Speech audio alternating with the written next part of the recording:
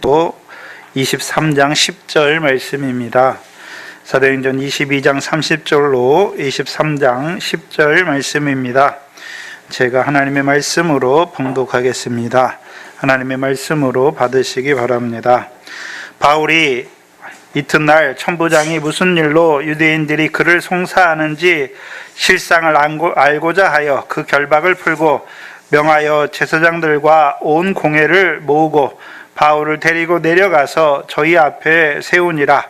바울의 공회를 주목하여 가로되 여러분 형제들아, 오늘날까지 내가 범사의 양심을 따라 하나님을 섬겼노라 하거늘 대제사장 아나니아가 바울 곁에 섰는 사람에게 그 입을 치라 명하니 바울이 가로되 회칠한 담이요 하나님이 너를 치시리로다. 내가 나를 율법대로 판단한다고 앉아서 율법을 어기고 나를 치라 하느냐 하니 곁에 선 사람들이 말하되 하나님의 대제사장을 내가 욕하느냐. 바울이 가로되 형제들아, 나는 그가 대제사장인 줄 알지 못하였노라. 기록하였으되 너희 백성의 관원을 비방치 말라 하였느니라 하더라. 바울이 그 한 부분은 사두개인이요 한 부분은 바리새인인 줄 알고 공회에서 외쳐 가로되 여러분 형제들아, 나는 바리새인이요 또 바리새인의 아들이라. 죽은 자의 소망 곧 부활을 인하여 내가 신문을 받노라.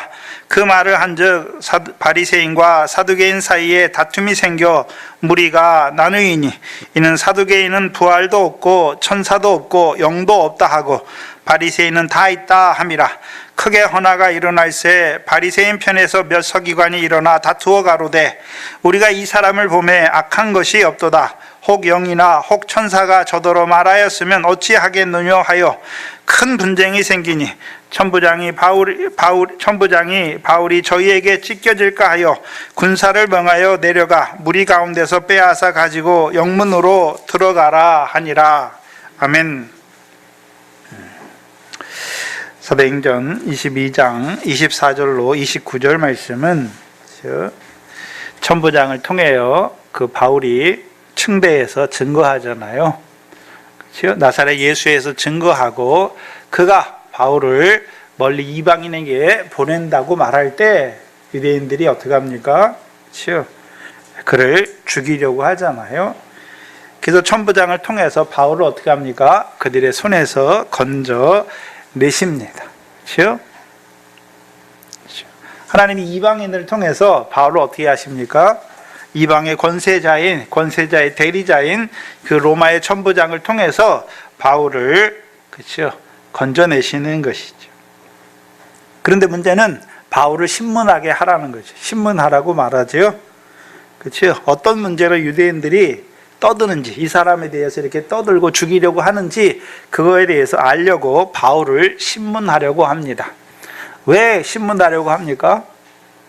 바울이 지금 히브리 말로 말했잖아요. 이 로마 사람인 이 사람은 잘 모르잖아요. 헬라 말로 안 하고 히브리 말로 하니까 잘 모르니까 저희 사이에 무슨 내용이 있어서 이 유대인들이 이렇게 소동을 일으킬 만큼 크게 그렇죠? 분노가 격해져 가지고 이 바울에 대해 그렇게 하는지 그렇죠? 바울에게 이제 신문을 하려고 그를 묶으라 하죠. 그래서 채찍으로 때리려고 하는 것이죠. 근데 그때 바울이 뭐라고 말하냐 하면 자기가 로마 사람이라고 말하죠. 자기 로마 사람이라고 말해. 그러니까 이 천부장이 깜짝 놀라지요. 그래 와가지고 뭐라 그럽니까? 나는 많은 돈을 들여서 이 시민권을 얻었다라고 말하죠. 로마의 시민이 되는 거는 방법이 있는데 부모가 로마 시민이면 자식이 로마 시민이 되는 것이고 안 그러면요 이 헬라인 천부장처럼 많은 돈을 주고 로마 시민권을 사는 것이죠. 그렇죠? 그래서 이 천부장은 뭐라고 말합니까? 나는 많은 돈을 들여서 이 로마 시민권을 샀다라고 말하는데 바울은 뭐라 그럽니까? 나는 나면서부터 로마인이다 라고 말하죠. 여기에 하나님의 섭리가 있어요. 하나님이 바울을 길리기아 다소에서 나게 하셨죠. 길리기아 다소는 조그만 성읍이 아니라 큰 성읍이에요. 그래서 로마 시대 때 이 길리기아 다소가 학문으로도 유명한 곳이에요. 그곳에서 나게 하셨죠. 그래서 그곳에서 얼마 동안 교육을 받게 하셨어요. 무슨 교육을 받았겠습니까? 헬라의 교육을 받게 하신 것이죠. 그렇죠? 헬라의 교육을 받게 하셨어요. 근데 그 부모가 유대인이면서 로마인이 되게 하셔서, 그렇죠? 그 로마인의 날 때부터 로마인이 되게 하셨죠. 그렇죠? 그게 하나님의 섭리예요. 그렇죠? 그를 이제 누구에게 보냅니까? 로마에 보내시는 것이죠. 그래서 다른 사도들, 예수님의 12사도 중에 11사도들은 다 갈릴리 사람이에요. 그렇죠? 유대에 있는 사람들이고, 예수님이 살았을 때 예수님의 부르심을 받고 가르침을 받았던 자들이고, 또 십자가 부활의 증인인데, 바울 사도만 유독 어떻습니까? 이방 지역에서 나게 하시고, 그것도 유대인이면서 로마인으로 나게 하시고, 이방에서 그 헬라의 교육을 받게 하시고, 그리고 이제 예루살렘에 와서 가말리엘의 그 율법의 엄한 교훈을 받게 하신 것이죠. 그게 다 하나님의 섭리예요. 그렇죠? 왜요? 하나님께서는 그를 이방인의 사도로 쓰셔야 되잖아요. 그럼 이방인들의 유대에서 자라면 헬라 말을 못 하잖아요. 헬라의 문학이나 헬라의 사상이나 이런 걸 잘 모르잖아요. 그러니까 헬라인의 삶을 잘 이해를 못 한단 말이죠. 이해를 못 해요.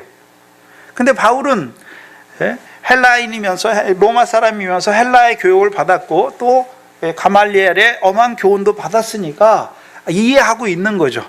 헬라 사람들의 삶의 방식과 그들이 어떻게 살아가는지 다 이해하고 있잖아요.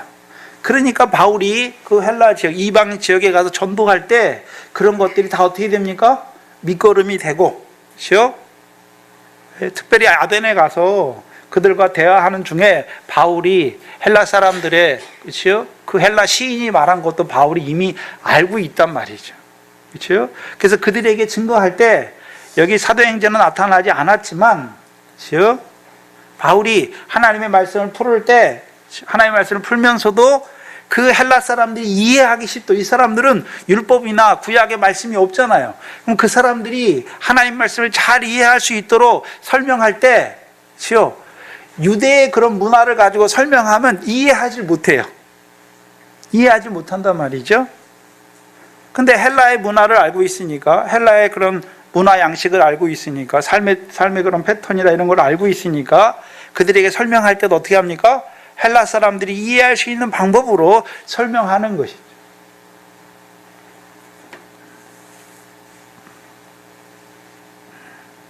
그리고 특별히 나면서부터 로마인으로 태어나게 하셨어요, 하나님. 왜요? 하나님이 다음에 부르셔서 그를 쓰실 때 그 일에 합당한 자로 이미 하나님께서 다 주예비하신 것이죠.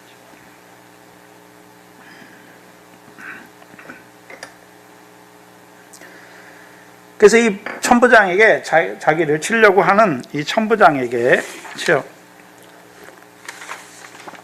채찍으로 치려고 하는, 채찍질 하려고 하는 이 천부장에게 자기가 로마인이다라고 말합니다.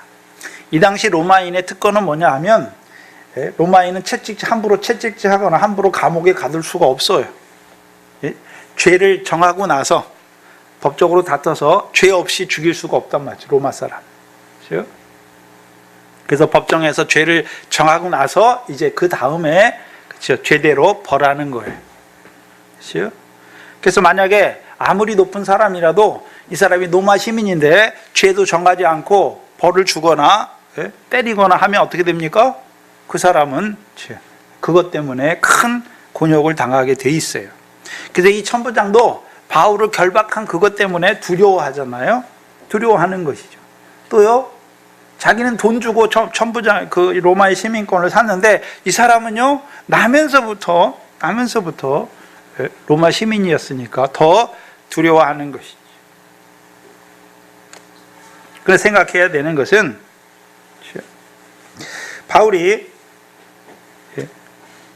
자기가 로마인이라고 밝힌 것은 사도행전에서 딱 두 군데 나오죠. 두 군데 나와요. 빌립보에서, 그렇죠?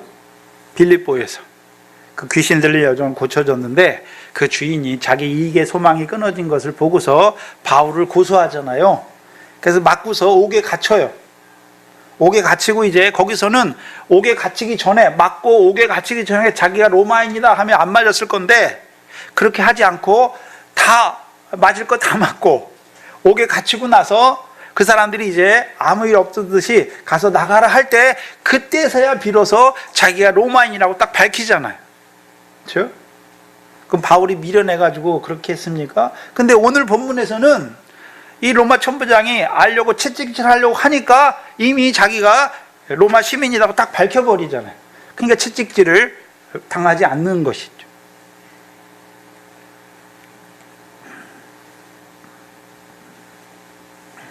그래서 여기서는 신문을 당하기 전에, 채찍을 받기 전에 자신이 로마인인 것을 밝힙니다. 다르잖아요. 빌립보에서 전도할 때는, 그렇죠?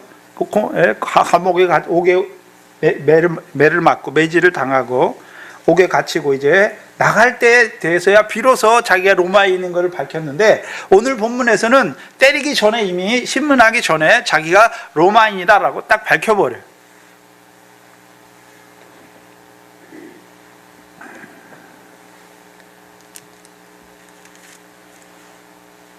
그러면 바울이 핍박을 받기 싫어서, 예수님 때문에 받는 채찍질을 받기 싫어서 자기가 그걸 피하기 위해서 자기가 로마인을 밝히는 것입니까? 그건 아니죠. 고린도후서 1장을 보세요. 고린도후서 1장 5절로 9절이죠. 고린도후서는 바울이 예루살렘으로 올라가기를 경영하고 나서 이제 헬라의 교회를 돌아볼 때 헬라 지역, 특별히 헬라 지역에, 마케도냐 지역에 빌립보에 있을 때 고린도후서를 쓴 거예요. 그렇죠? 이게 약 55년이 BC 55년에 빌립보에서 고린도후서를 쓰는 것이죠. 그래서 바울이 에베소에 있을 때 이미 디모데를 먼저 보냈잖아요. 근데 소식이 없죠. 디도한테 소식이 없으니까 갔다가 급히 거기서 또 떠나잖아요. 떠나다가 이제 고린도후서에서 만나고서 빌립보에서 만나고서 고린도후서를 쓰는 것이죠.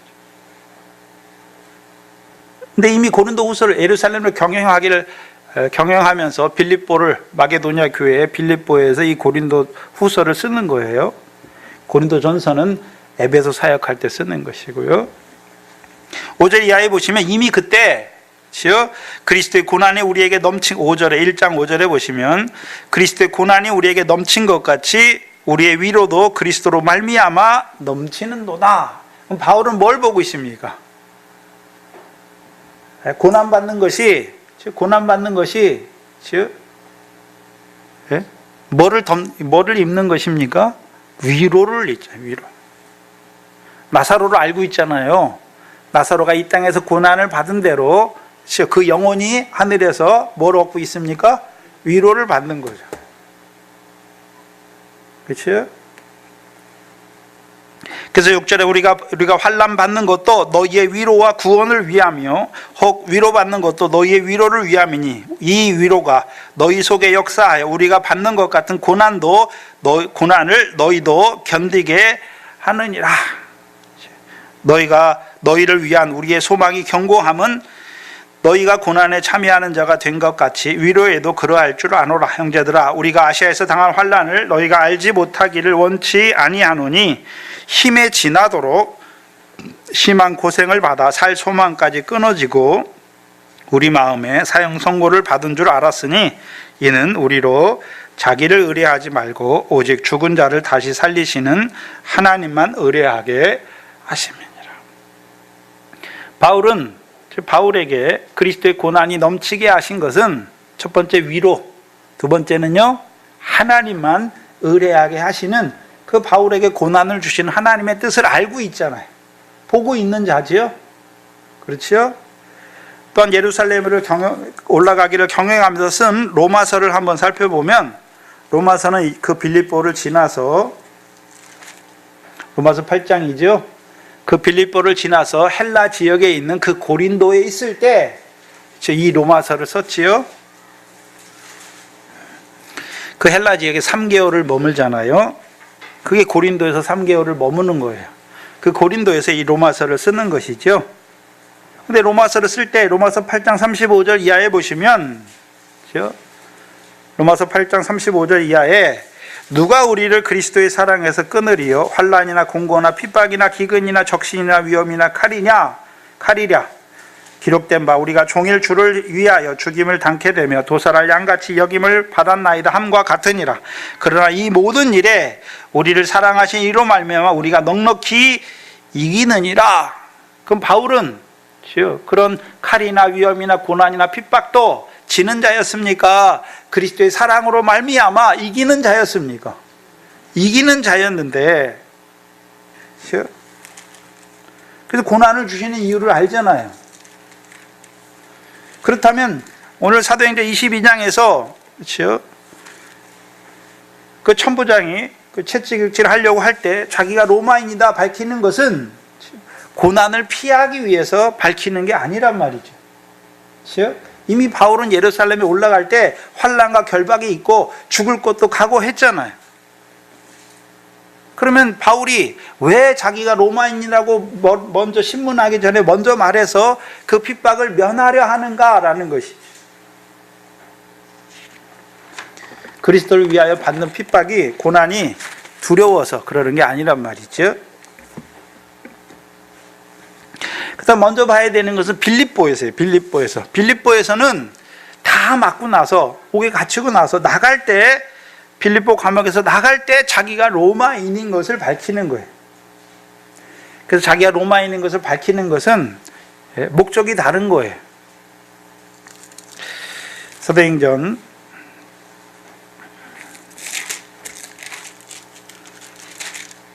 16장이죠.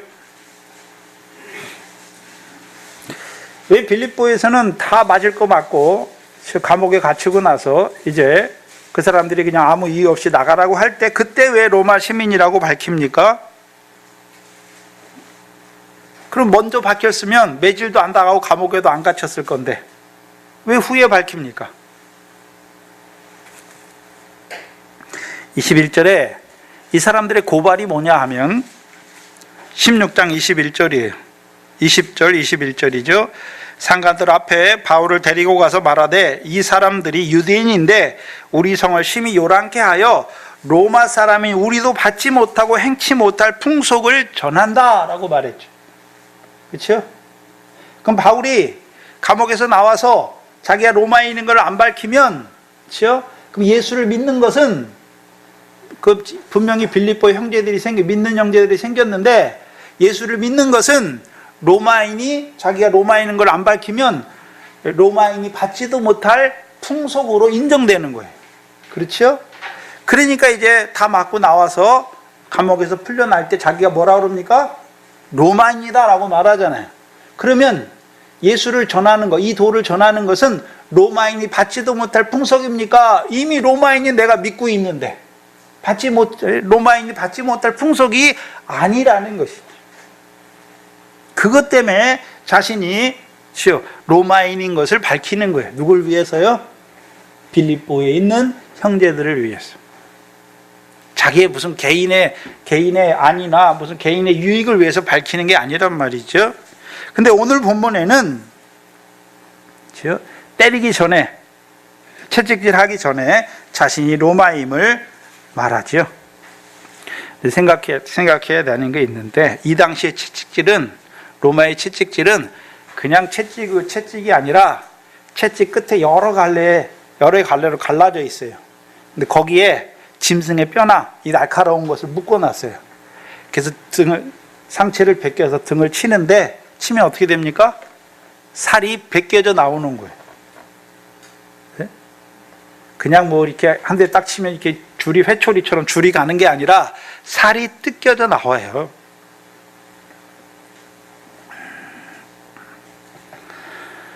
그 바울이 그 채찍질을 피하기 위해서 자신이 로마 시민을 밝혀요. 왜 그렇게 합니까?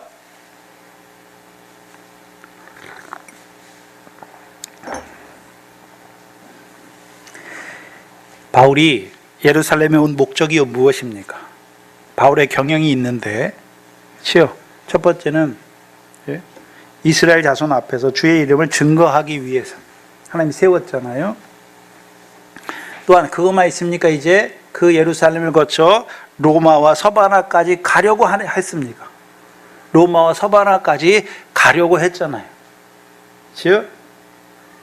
그럼 가려면, 근데 이미 사도행전 21장 32절에 사도행전 21장 32절에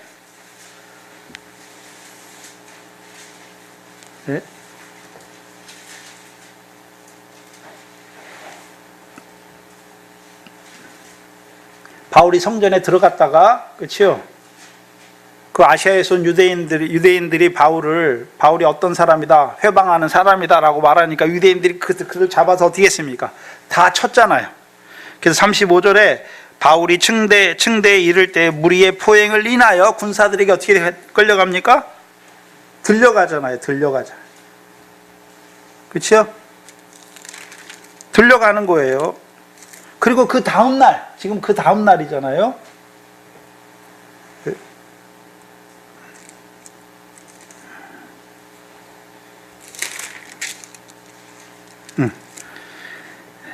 포행을 인해서 그 다음날이 아니라 그 층대에 올라가잖아요. 이 천부장이 내려와가지고 바울을 구해서, 그렇죠? 그 성전뜰과 연결된 안토니 요새로 올라가는 그 층계에서 바울이 뭐 하는 것입니까?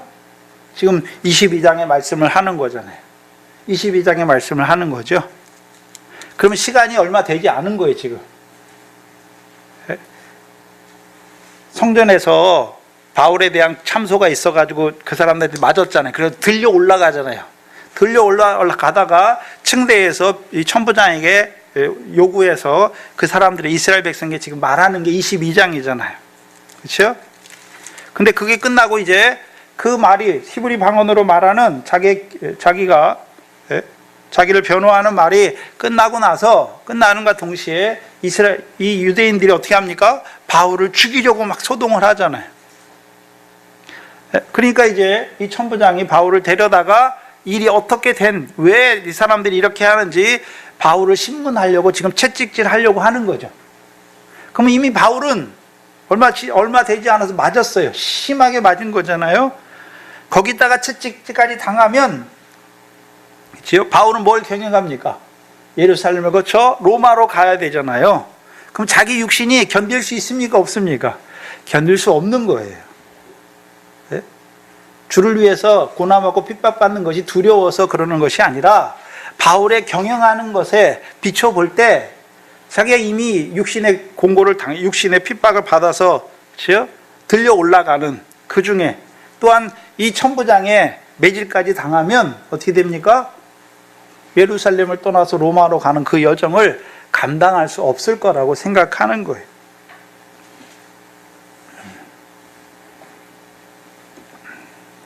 그래서 하나님이 자기를 로마까지 보내는 걸 알고 있잖아요. 그러니까 로마로 가야 되는데 자기 몸이 그걸 계속 당하면 자기 몸이 어떻습니까? 견디지 못하는 거예요.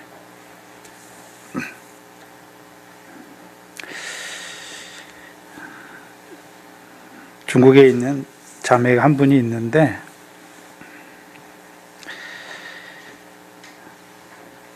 이 말씀을 들으려고 농사를 져요. 하우스를 하는데 지금 한참 바쁠 때인데, 하우스니까 바쁠 때인데 이 말씀을 들으려고, 그렇죠? 2주 전부터 밤새 일하는 거예요. 하루에 잠을 2시간, 3시간 자고 계속 일하는 거예요. 그러니까 이번에 왔는데 입술이 여기가 다 터졌어요. 여기 와서도요, 여기 말씀 학습장에 와서도 잠을 안 자요. 하루에 3시간, 4시간.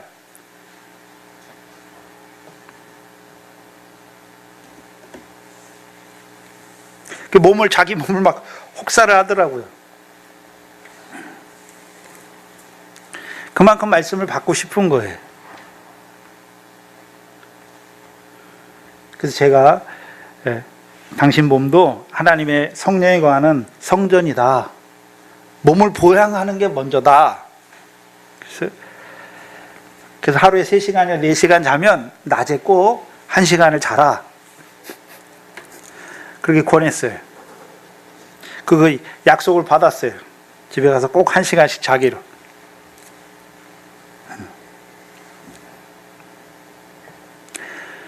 바울이 자기가 그리스도를 위해서 받는 고난 때문에 그것이 고통스러워서 그걸 피하는 것이 아니라, 바울이, 하나님께서 바울의 경영이 있지 않습니까? 예루살렘으로 가야 되는, 예루살렘 거쳐서 로마로 가야 되는데 이미 무리에게 포행을 당했고 이제 천부장에게 채찍질까지 맞으면 자기 육신이 그걸 감당하지 못할 걸 보는 거예요. 그러니까 말하는 거예요. 그래서 우리 육신도 예수 믿는다고 막 그냥 아무렇게나 이렇게 하는 게 아니죠. 육신도 잘 보양해야 되는 것이죠. 그래서 보면 우리 예수 믿으니까 하나님이 지켜주실 거야 하고 막 신호등도 먹이고 가속을 하고 그런 건 안 되는 거예요. 그렇죠? 순리가 있어요. 하나님이 만드신 만물에 순리가 있어요. 밤엔 자야 되는 거예요. 그렇죠? 육신이 너무 많이 맞으면 어떻습니까? 감당하지 못해요. 하나님이 지금 바울을 예루살렘에서 순교하기 위해서 올라가게 하시는 게 아니잖아요. 로마로 가게 하기 위해서, 예루살렘을 거쳐 로마에 가게 하셔서 로마에서 이방인들의 임금들 앞에서 주 예수의 이름을 전하기 위해서 그를 보내시는 것이죠.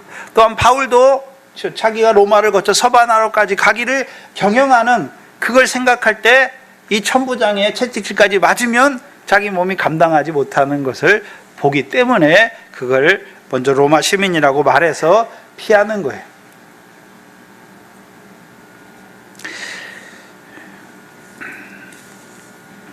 예전에 로마 시대 초반에 그리스도교에 대한 핍박이 있을 때,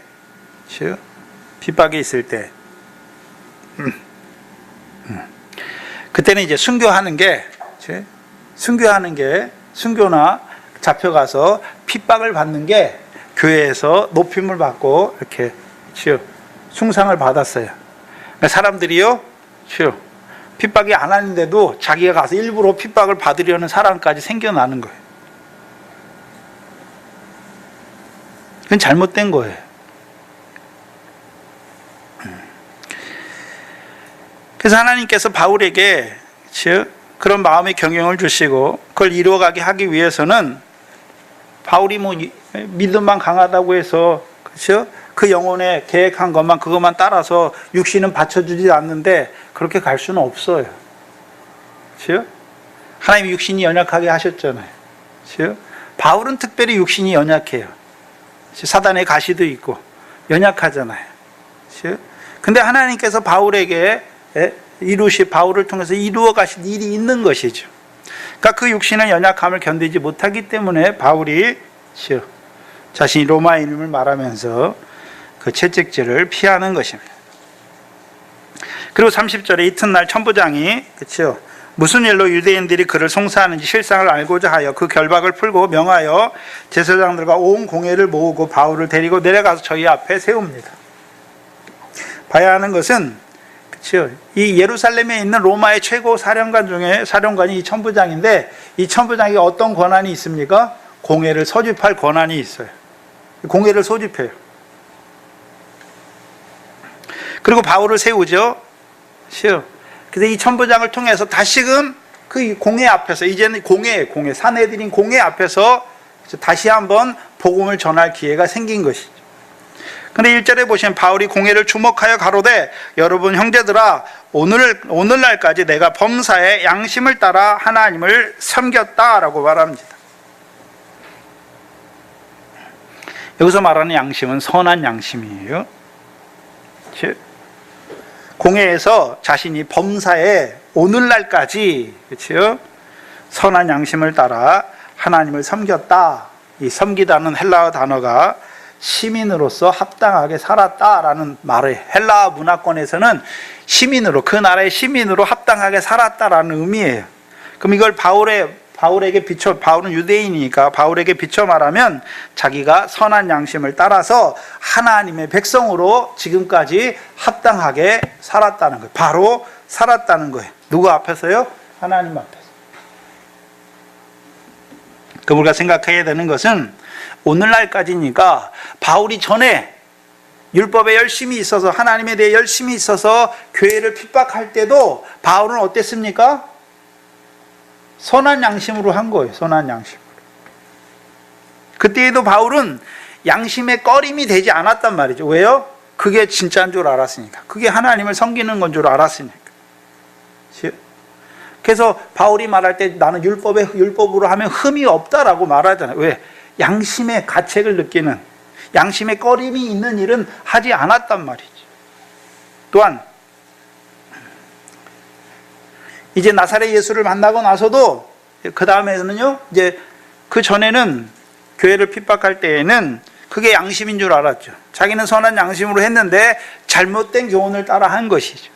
근데 이제 다메섹에서 나사렛 예수를 만나고서는 이제요, 자기 양심, 선한 양심을 따라 행하고 있다라고 말하는 거예요. 그래서 바울이 자기 양심에 호소하죠. 그래서 루터가 종교개혁 95개의 반박문을 쓰면서 종교개혁을 하는데 잡혀가요. 그래서 신성 로마 제국 황제 앞에서 종교 재판을 받아요. 예? 거기는 이제 다 카톨릭 중심이잖아요. 그걸 깨뜨리는 거죠. 그러니까 그 황제와 그 거기서 이제 원고와 피고 측으로 나눠서 세상 법정처럼 하는 거예요. 성경을 가지고 하면서 네가 말한 거 그거 취소해라. 기회를 주겠다라고 말해요. 만약에 그렇지 않으면 종교 재판이 열려서 죽이는 거죠. 죽일 수도 있어요. 근데 루터가 마지막에 자기가 말한 거, 내 양심은 하나님의 말씀에 사로잡혀 있습니다. 나는 아무것도 취소할 수 없고 취소하지도 않을 것입니다. 하나님이여 나를 도우소서라고 말하고 끝내. 왜 이런 말이 나왔냐면, 왜 루터가 그때 신성 로마 제국 황제 앞에서 종교 재판을 받는데 자기 양심에 호소하는 거예요. 왜요? 바울을 따라서 하는 거예요. 바울이 어떻습니까? 유대인들 앞에 고소가 됐잖아요. 유대인들 앞에 뭐라고 말합니까? 자기 양심을 따라 호소하는 거예요. 그래서 교회 헌법의 제1조가 뭐냐면 양심의 자유예요. 양심의 자유. 그 개신교회 대부분 교회 정치 원리, 헌법의 원리 중에 첫 번째가 양심의 자유예요. 그래서 거기서 말하는 양심은 양심을 주재하시는 이는 하나님뿐이시다라고 말하는 거예요. 그가 신앙과 예배에 대하여 그 말씀에 위반되거나 탈선되는 사람의 명령이나 교리를 받지 않게 하나님께서 우리에게 양심을 주셨다는 거예요. 그래서 교회 헌법에서 말하는 양심은 안 믿는 사람의 양심을 말하는 것이 아니라 믿는 신자들의 양심이에요. 그래서 우리에게 하나님의 말씀을 통해서 우리 양심이 하나님의 말씀에 붙잡혀 있으니까 그 하나님 말씀을 벗어나게 하거나 그 하나님의 말씀을 범하게 하는 그 어떤 명령이나 뭐에 대해서도 우리가 양심의 자유를 지킬 수 있다는 거예요. 그게 첫 번째예요. 그럼 바울도 어떻게 하고 있습니까? 바울이 처음 하는 거예요. 그거를 자기 양심에 호소하는 거예요. 양심에 호소하는 거예요.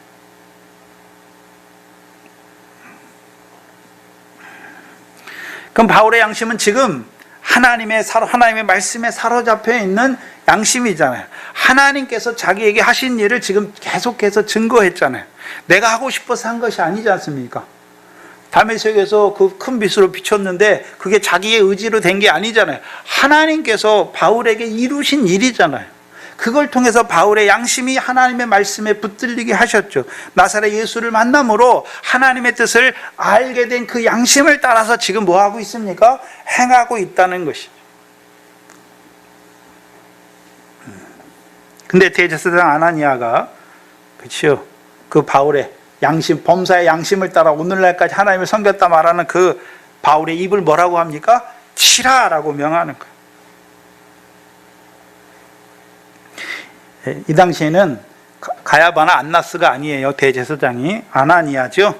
이 아나니아는 AD 47년에 대제사장에 임명된 사람이에요.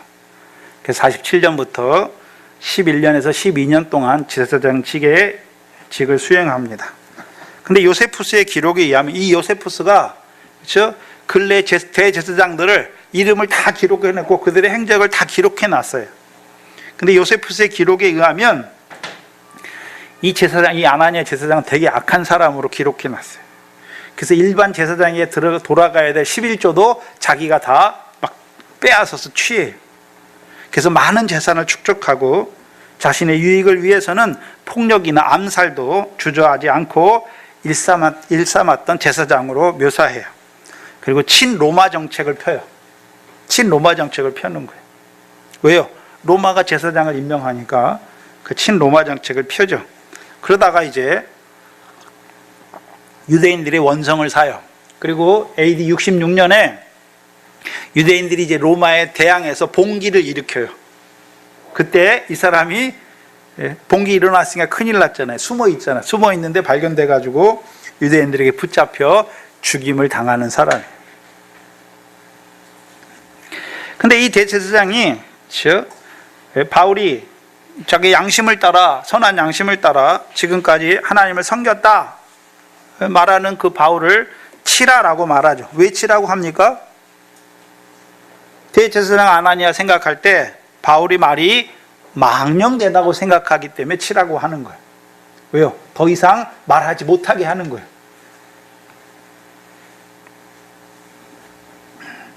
바울은 그리스도인이잖아요. 일단 그리스도인으로서 주 예수의 이름을 증거하는데 유대인들 생각, 대제사장들은 어떻습니까?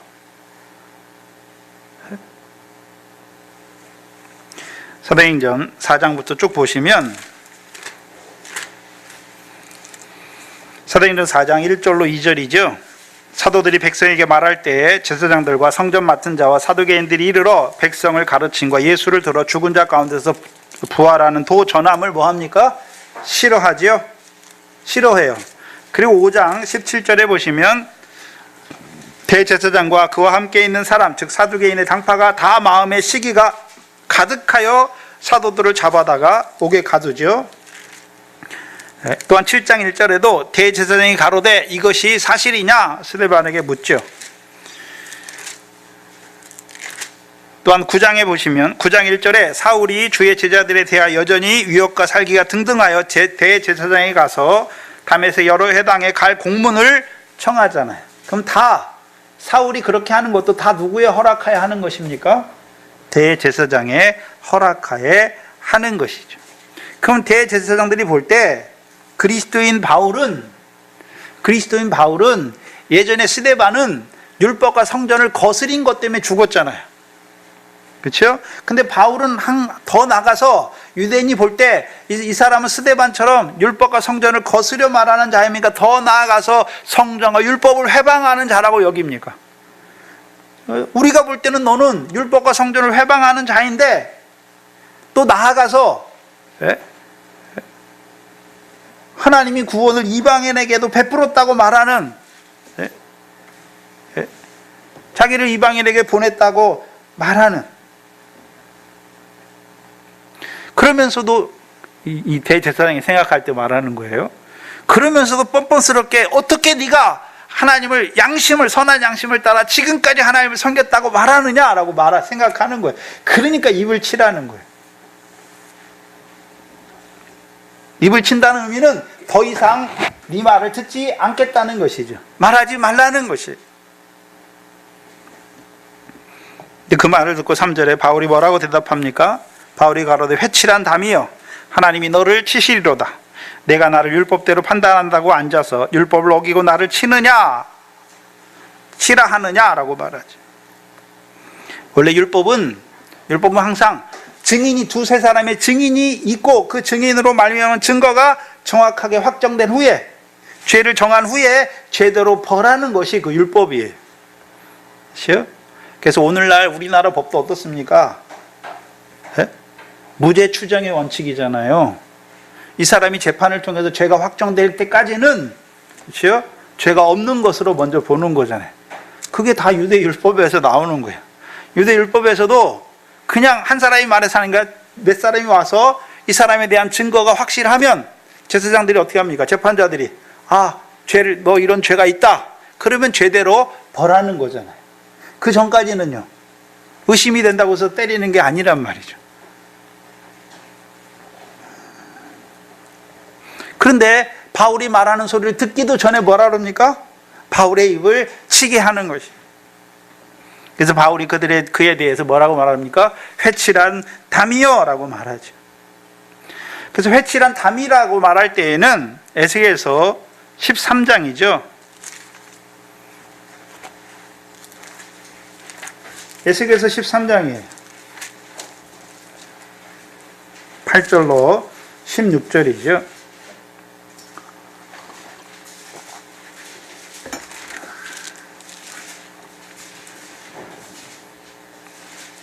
에스겔 13장은 우매한 선지자들에 대해서 말하는 거예요. 1절로 7절이 3절에 보시면 주 여호와의 말씀에 본 곳이 없이 자기 심령을 따라 예언하는 우매한 선지자에게 화 있을진저 이스라엘아 너의 선지자들은 황무지에 있는 여우 같으니라. 이들이 하는 역사가 8절에 그러므로 나 주 여호와가 말하노라 너희가 허탄한 것을 말하며 거짓 것을 보았은즉 내가 너희를 뭐한다 말씀하십니까? 치겠다라고 말씀하세요. 나 주 여호와의 말이니라. 그 선지자들이 허탄한 묵시를 보며 거짓 것을 점쳤으니 내 손이 그들을 쳐서 내 백성의 공회에 들어오지 못하게 하며 이스라엘 족속의 호적에 기록되지 못하게 하며 이스라엘 땅에도 들어가지 못하게 하리니 너희가 나를 여호와인 줄 알리라. 이렇게 칠 것은 그들이 내 백성을 유혹하여 평강이 없으나 평강이 있다 함이라. 혹이 담을 쌓을 때 그들이 뭐 했습니까? 회칠했다는 거죠. 이스라엘 백성이 평강이 없는 그 행동을 해요. 그러면 제사장이나 앞선 선지자들이 뭐 해야 됩니까? 화가 있다 그렇게 살면 하나님의 심판을 받는다 말해야 되는데 오히려 어떻게 합니까? 잘한다. 그러므로 너희 회칠하는 자에게 이르기를 그것이 무너지리라. 폭우가 내리며 큰 우박덩이가 떨어지며 폭풍이 열파하리니 그 담이 무너진 즉 혹이 너희에게 말하기를 그것의 칠한 회가 어디 있느냐 하지 아니하겠느냐. 그러므로 나 주 여호와가 말하노라 내가 분노하여 폭풍으로 열파하고 내가 진노하여 폭우를 내리고 분노하여 큰 우박덩이로 회멸하리라. 회칠한 담을 내가 이렇게 회파하여 땅에 넘어뜨리고 그 그철을 드러낼 것이라. 담이 무너진 즉 너희가 그 가운데서 망하리니. 그럼 하나님이 뭐 하겠다는 말입니까? 회칠한 담이다 라고 말할 때 특별히 바울은 지금 사내들인 공회 앞에 있잖아요. 사내들의 공회 의원들은 아무나 되는 게 아니죠. 대표자들이 되는 거예요. 근데 그 대표자들 중에 율법으로 판단한다고 하면서 율법을 어기고 치는 자들에 대해서 바울이 뭐라고 말합니까? 회칠한 담이요 라고 말할 때에는 바울이 이들이 어떤 자들이란 말입니까? 하나님의 백성을 미혹해 하여 그들로 회칠한 담, 그들이 담을 쌓을 때 그들이 신앙생활 하는 거예요. 그거는 신앙생활 하는데 그 잘못된 신앙생활, 유대인들의 잘못된 신앙생활이 무엇입니까? 행함을 의지하는 거죠. 하나님에 대한 열심을 가지고 있잖아요. 근데 오히려 그걸 뭐라고 그럽니까? 잘한다고 회칠하는 자들이죠. 그래서 바울이 그를 향해서 회칠한 담이요 너희가 하는 일이 무엇입니까? 하나님의 백성인 이스라엘 자손으로 하여금 율법에 열심히 있게 하소. 성전과 율법에 열심하게 하여서 오히려 하나님의 뜻을 저버리게 하는 자들인 것을 말하는 거예요. 그래서 16절에 이들은 예루살렘에 대하여 예언하여 평강이 없으나 평강의 묵시를 본다 하는 이스라엘 선지자들이라.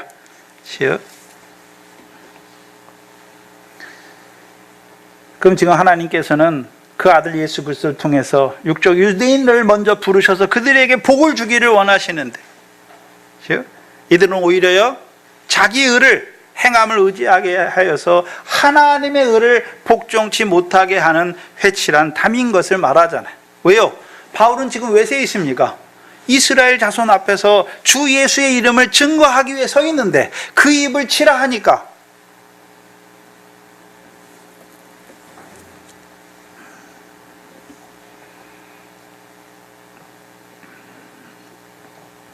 마태복음 23장 27절에는요 화 있을진저 외식하는 서기관들과 바리새인이들 회칠한 무덤 같으니 겉으로는 깨끗하게 보이나 너희 속에는요 탐욕과 방탕이 가득한 자들을 말하는 것이. 그럼 대제사장들이 행함을 의지하게 하잖아요. 제사, 성전에서 제사하게 하는데 그 제사의 목적이 어디 있습니까? 하나님의 백성으로 제사를 제정하신 그 하나님의 뜻을 따라 하나님의 백성으로 하여금 긍휼과 자비를 얻는 자로 세우는 것입니까? 강도의 구렬로 만들고 있습니까? 장사하는 집으로 만들잖아요.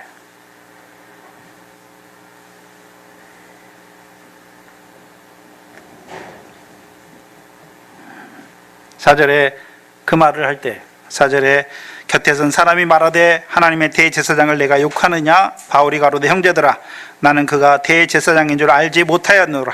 기록하였으되 너의 백성의 관원을 비방치 말라 하였느니라. 바울이 알고 있어요. 백성의 관원을 비방치 말라라는 말을 알고 있음에도 불구하고 회칠한 탐이여라고 말하는 것이죠. 왜요? 그 사내들인 공회가 한 일이 무엇입니까? 무죄한 자를 정죄하여 죽였고 지금은요 하나님이 십자가에 죽은 예수를 다시 살리신 그 아들을 증거하는 종의 입을 치는 자들이죠.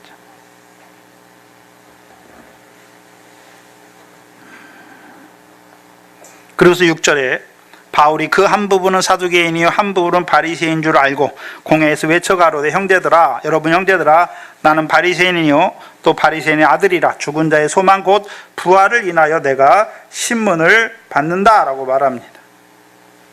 생각해야 되는 것은 지금 이 사내들인 공회 앞에서 주의 이름을 증거할 기회를 얻었는데 대제사장이 하는 행동을 보고서 어떻게 합니까? 접어요. 안 한대요. 안 해요 이제. 주 예수에 대해서 말하지 않아요. 그렇죠? 왜요? 이들이 어떤 자가 됐습니까? 회칠한 담이 되었어요. 바울이 말하는 것을 막잖아요. 시편 58편에 기머거리 독사와 같은 자들이 됐어요. 옳은 말을 해줘도 이제는요 오히려 대적하여 죽이려고 하는 자들이 된 것을 보여주는 거예요. 기머거리 독사는 귀가 그래도 열려 있으면 들을 귀가 있을 건데 독사이면서도 귀머거리예요. 그러니까 아무리 말해도 듣지 않는 것이죠. 그리고 오히려 어떻게 합니까? 뱀은 사람이 가면 도망가요. 근데 독사는 어떻게 합니까? 딱 또아리를 틀고 어떻게 합니까? 다 고개를 쳐들고 공격하는 거예요. 그런 자들이 된 거예요. 그래서 바울이 그들에게 다시 예수 그리스도에 대해서 말해야 될 것 같은데 말하지 않아요. 분명히 하나님께서 자기를 이스라엘 자손 앞에서 주의 이름을 증거하기 위해서 보내셨는데도 불구하고 이 공회 앞에서는 말하지 않는단 말이죠. 왜요? 이미 이 공회 사람들은요 완악하여진 유대인들이 됐다고 생각하는 거예요. 이제 은혜로 택하심을 따라 더 이상 남은 자가 없는 것으로 보게 되는 거예요. 인식하게 되는 거예요. 귀머거리 소경에게 말해봤자 듣습니까? 안 듣습니까? 안 듣고 오히려 어떻게 합니까? 더 달라들고 더 대들고 더 회방하게 되는 것이죠. 그래서 바울이 주 예수에 대해서 증거해야 될 것 같은데 오히려 뭐 합니까? 한 부분이 바리새인, 그 공회의 한 부분이 바리새인이고 한 부분이 사두개인 줄 알고 자신이 뭐라 그럽니까? 내가 바리새인이요 바리새인의 아들인데 내가 지금 왜 이 자리에 섰느냐? 죽은 자의 소망 곧 부활에 대해서 신문을 받는다고 말해버려요. 그럼 바울은 바리새인의 엄한 교훈 아래서 자랐잖아요. 그러면 유대인들 중에 사두개인들이 어떤 자들이고 바리새인이 어떤 자들이 누구보다 더 잘 알아요. 더 잘 아는데 바울이 그 공회에서 자기가 죽은 자의 부활, 그럼 바리새인들은 천사도 있고 부활도 있고 영도 있다고 하니까 자기가 바리새인의 아들이라고 말하니까, 그러면 두 사이에 큰 다툼이 일어날 걸 알고 했습니까? 모르고 했습니까? 알면서 하는 거예요. 알면서. 알고 있어요. 근데 일부러 그렇게 하는 거예요. 왜요? 더 이상 이들은 귀머거리 독사가 돼서 이들에게 말해봤자 오히려요 더 크게 대적하고 더 크게 회방하는 자들이 될 걸 알기 때문에, 그래서 로마서를 쓸 때 이스라엘의 털어는 완악하게 됐다라고 말하죠. 근데 완악하게 된 자들에게는 다시 말해야 듣습니까? 안 듣습니까? 안 들어요. 그러니까 말하지 않는 거예요. 여기서 그걸 느끼는 거예요.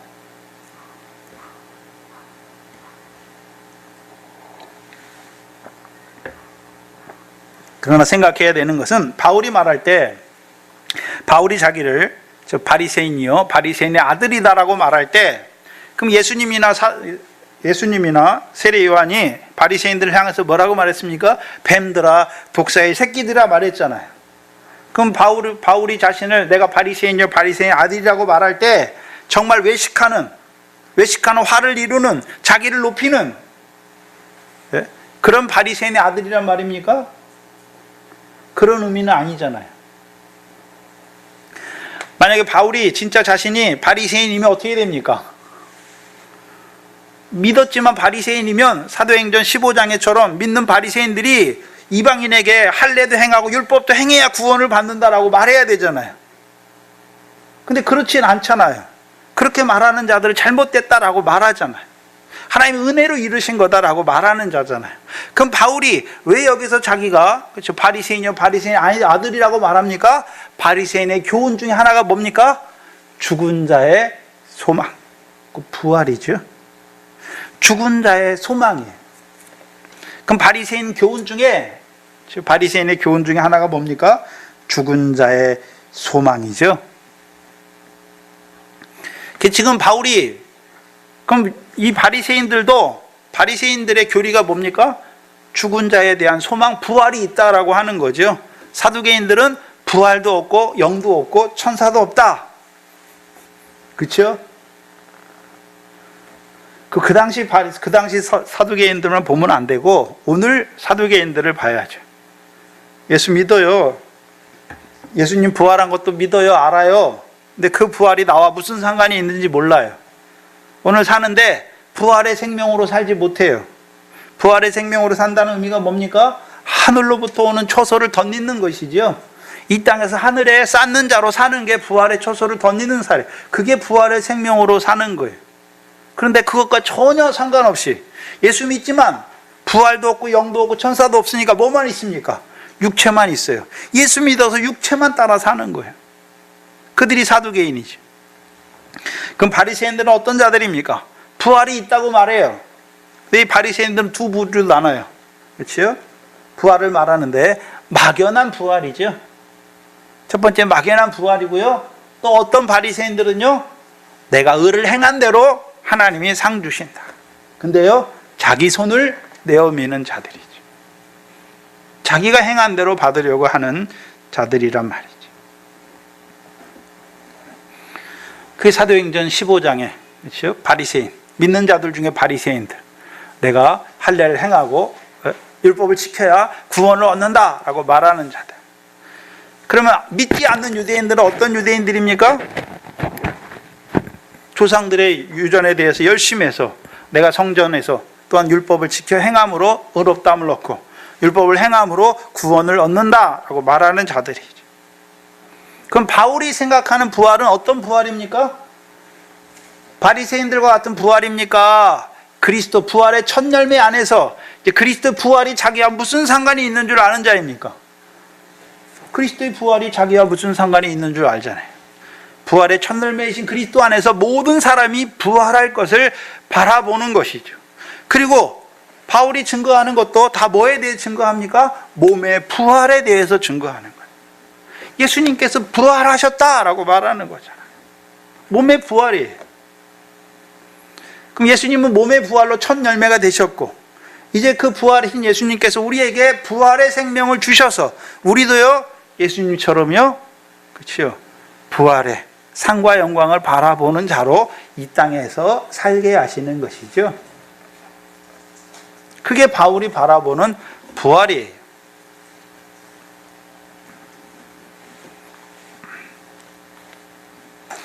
근데 바울이 그 공회에서 빠져나올 수 있는 유일한 길이 뭡니까? 딱 그걸 아는 거예요. 그렇죠? 그래서 한편은 바리새인이고 한편은 사두개인이죠. 그러니까 둘이 평상시에 어떻습니까? 안 좋아요, 사이가. 그렇죠? 그래서 자기가 죽은 자의 소망, 곧 부활에 대해서 신문을 받는다고 말하니까 바리새인들이 다 누구 편이 됩니까? 바울의 편이 되고, 사두개인들은요, 예? 영도 없고 부활도 없고 천사도 없다 하니까, 만약에 그 회의에, 그 공의에서 예? 바리새인과 사두개인들이 다 바울이 어떤 자라고요? 성전. 바리새인들은, 아니 사두개인들은 성전을 맡은 자들이고 바리새인들은 율법의 선생이잖아요. 그럼 바울을 생각할 때 바울이 제일 처음에 뭘로 고소당했습니까? 성전을 회방하고 율법을 회방하는 자다라고 말했잖아요. 둘 다 걸리는 거예요. 그래서 사도행전 4장에서는 대제사장과 사두개인, 제일 처음에 바리새인들은 안 나서요. 그리스도인들을 핍박할 때 제일 처음에 대제사장들이 하는 거잖아요. 그 대제사장들이 아까 4장 봤잖아요. 사도들이 몸의 부활 전하는 것을 싫어하잖아요. 근데 바리새인들은 어떻습니까? 부활에 대해서 말하니까 몸의 부활을 말하는 것에 대해서는 자기들과 별 상관이 없어요. 그럼 바리새인과 상관 있는 건 뭡니까? 바리새인들이 왜, 그렇죠? 사울이 옛날에 바리새인이었는데 하나님에 대해서 열심히 있는데 그가 왜 스데반을 죽이는 데 참여했습니까? 스데반이 성전만이 아니라 율법도 거스려 말했기 때문에. 율법도 거스려 말했기 때문에. 율법을 행함으로 의롭다함을 얻는데 스데반은 뭐라고 말합니까? 아니다. 예수 그리스도를 믿음으로 의롭다함을 받는다라고 말하는 거예요. 그러니까 이제 자기들의 교훈과 다르기 때문에 치는 거예요. 다툼이 생겨요. 만약에 여기서 그 다툼이 없었으면 바울은요 어떻게 정죄됩니까? 이 사람은 성전도 회방했고, 그렇죠? 율법도 회방하는 자라 해가지고 어떻게 합니까? 거기서 정죄되고 재판이 끝나는 거예요. 네? 바울이 그걸 아는 거예요. 그러니까 어떻게 합니까? 큰 다툼이, 분쟁이 일어나게 하는 거예요. 그래서 그 재판에서, 그 공의회에서 바울에 대한 정죄가 결정되지 못하도록 하는 거예요. 근데 9절에 보시면 크게 헌화가 일어날새 바리새인 편에서 몇 서기관이 일어나 다투어 가로되 우리가 이 사람을 보매 악한 것이 없도다. 혹 영이나 혹 천사가 저더러 말하였으면 어찌하겠느냐. 이 바리새인의 말을 들어보면 바리새인 중에 서기관이 일어났는데, 근데 지금 공의에 처음 모였잖아요. 그러면 이 서기관은 이미 바울이 어떤 말을 했는지를 알고 있는 거죠. 그냥 여기 와서 처음 듣는 게 아니라 만약에 이 공의에 와서 처음 들었다면 바울이 뭘 했는데, 죄가 뭐라고 그랬는데 이렇게 소동하냐고 그렇게 말했겠죠. 근데 이미 이 서기관은, 공의의 회원들은 다 알고 있다는 것이죠. 그렇죠? 바울이 뭘 얘기했는데 그게 만약에 영이나 혹 천사가 저에게 말하였으면 어떻게 하겠느냐라고 말하는 것이죠. 얼핏 보면 바울의 편 같아요.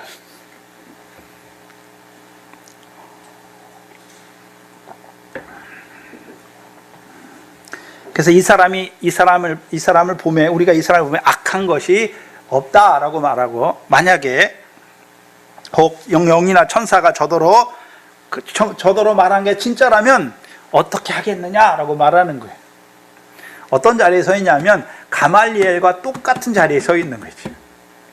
사도행전 5장을 보시면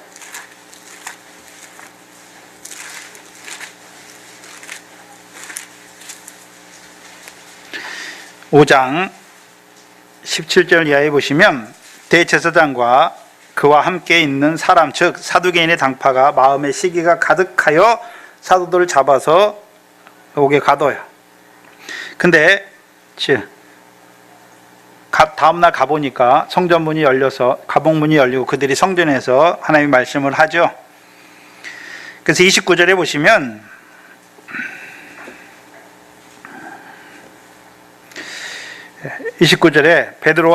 베드로와 사도들이 대답하여 가로되 사람들보다 하나님을 순종하는 것이 마땅하니라. 너희가 나무에 달아 죽인 예수를 우리 조상의 하나님이 살리시고 이스라엘로 회개케 하사 죄사함을 얻게 하시려고 그를 오른손으로 높이사 임금과 구주를 삼으셨느니라. 우리는 이 일의 증인이요 하나님이 자기를 순종하는 사람들에게 주신 성령도 그러하니라 하더라. 그럼 부활을 말하는 것이죠. 예수가 그리스도다, 부활해서 그리스도다라고 말하는 거예요. 33절에 저희가 크게 노하여 사도들을 없이 하고자 할세. 바리새인 가말리엘이 나오죠. 바리새인 가말리엘은 교법사로 모든 백성에게 존경을 받는 자라. 공회 중에 일어나서 명하여 사도들을 잠깐 밖에 나가게 하고 말하여 가로되, 쭉 말하지요. 그리고서 38절에 이제 내가 너희에게 말하는 이 사람들을 상관 말고 버려두라. 이 사상과 이 소행이 사람에게로 났으면 무너질 것이요 만약 하나님께로 났으면 너희가 저희를 무너뜨릴 수 없겠고 도리어 하나님을 대적하는 자가 될까 하노라. 그러니까 저희가 옳게 여겨 사도들을 불러들여 채찍질하고 놓는 것이죠. 그럼 가말리엘이 사도들에 대해서 말했잖아요. 근데 믿으면서 말했습니까? 중간자적인 입장에 서 있습니까? 근데 생각해봐요. 가말리엘의 교훈을 받은 자들은 다 어떻게 합니까? 대적하는 자가 돼요, 결국. 제일 처음에는 몸의 부활을 말하잖아요. 몸의 부활을 전하는 것 때문에 사두개인 당파하고 문제가 생기잖아요. 그러니까 가말리엘은 율법사니까 율법의 선생이에요. 서기관들 중에서도 최고로 존경받는 선생이. 그렇죠? 그래서 그가 딱 정리하는 거잖아요. 왜요? 자기들하고는 아직 관계가 없단 말이죠. 자기들하고는 아직 관계가 없어요. 왜? 몸의 부활을 말하니까 부활이 없다는 사두개인들과의 문제가 되는 거예요. 근데 문제는 이 가말리엘의 제자가 누굽니까? 사울이잖아요. 사울은 다음에 어떻게 합니까? 스데반을 죽이는 일에 이 돌을 핍박하잖아요. 결국 그리스도인들이 이제 율법을 거스려 말하는 자라고 생각할 때는 어떻게 합니까? 핍박하는 거예요. 지금 이 사람들이, 여기서 말하는 이 사람들이 가말리엘처럼 부활의 문제에 대해서는 바울의 편이지만 바울이 이 사람들에게 야, 우리가 행함으로 의롭다함을 얻는 게 아니야. 예수 그리스도를 믿음으로 의롭다함을 얻는다. 그렇게 말하면 어떻게 될까요? 똑같이 하는 거예요.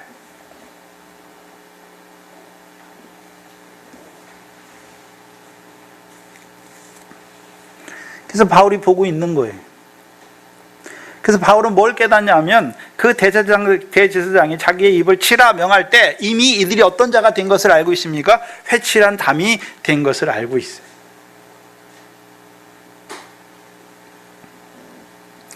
마태복음 22장을 보고 있는 것이죠. 그렇죠? 그 아들을 죽인 자들에게는, 인자를 대적한 자들에게는 기회가 있지만 이제 다시 살리신, 인자를 십자가에 죽으신 예수를 다시 살리시고 그 종들을 보내서 혼인잔치에 청하러 오는 그 종들마저 죽이려고 하는 자들, 그 종들의 입을 치는 자들, 그들의 결국이 어떻게 됩니까? 청하를 받았지만 혼인잔치에 합당치 못한 자들이 되는, 완악해진 자들이 된 것을 바울이 보게 되는 거예요. 그러니까 그 입을 닫는 것이죠.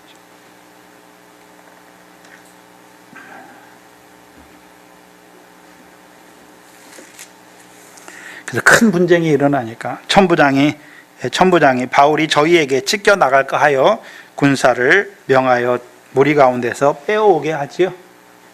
왜 그렇습니까? 이 천부장은 이 사람이 로마 사람인 게 먼저죠. 로마 사람인 게 먼저예요. 그러니까 어떻게 합니까? 그를 로마 사람인 천부장이 구하여 내는 거예요. 왜요? 하나님이 이를 로마에 보내서 쓰시는 거죠. 로마 사람에게, 로마 임금 앞에서 주 예수의 이름을 전하는 자로 쓰시는 그 일을 위해서 하나님이 로마 사람인 천부장을 통해서 로마 사람인 바울을 그들의 손에서, 어떤 자의 손에서요?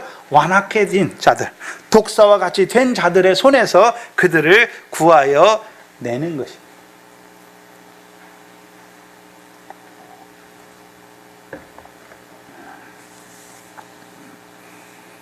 그리고 그날 밤에 주께서 바울의 곁에 서서요, 내가 예루살렘에서 나의 일을 증거한 것 같이 로마에서도 증거하여 하리라. 그렇죠? 그래서 로마에 왜 보내시는지 하나님이 어떻게 하십니까? 깨닫게 하시는 거예요. 여기서 깨닫게 하시는 거예요. 그렇죠? 그럼 바울이 지금 예루살렘에서 뭐 하고 있습니까? 예루살렘에서 주의 이름을 증거하는 것이죠. 그렇죠?